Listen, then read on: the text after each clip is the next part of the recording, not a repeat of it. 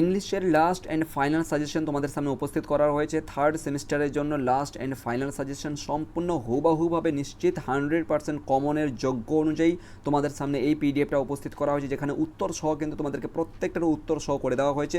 পরীক্ষার আগে কিন্তু অ্যাটলিস্ট, পরীক্ষার যাওয়ার আগে কিন্তু অ্যাটলিস্ট একবার হলেও কিন্তু এই পিডিএফের উপর নজর বুলিয়ে যাও, নিশ্চিত 100% তোমরা কমন পাবে।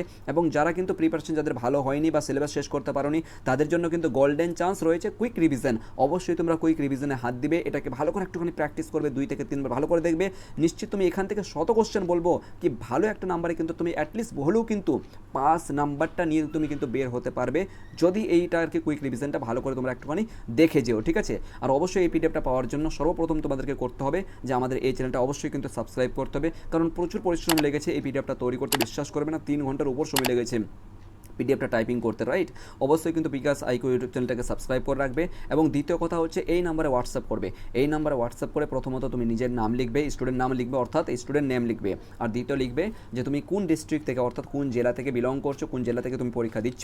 তৃতীয় লিখবে তোমার কোন সাবজেক্টের, অর্থাৎ কোন বিষয়ের তোমার কি সাবজেক্ট মানে আর কি কোন পিডিএফটা লাগবে, সেটা কিন্তু অবশ্যই উল্লেখ করবে। এই পিডিএফটা সম্পূর্ণ ফ্রিতে, কোনো টাকা লাগবে না, কিন্তু তার আগে অবশ্যই কিন্তু সাবস্ক্রাইব করো প্লিজ। আমাদের প্রচুর পরিমাণে পরিশ্রম লেগেছে একটা পিডিএফ তৈরি করতে, বুঝতে পেরেছো। এই পিডিএফটা মোবাইল দিয়ে যেহেতু টাইপিং করতে হয়, প্রচুর পরিমাণে পিরিয়ড মানে 6টা পেজ তৈরি করতে অনেক সময় লেগেছে। অবশ্যই কিন্তু তোমরা সাবস্ক্রাইব করে দাও। Thank you so much.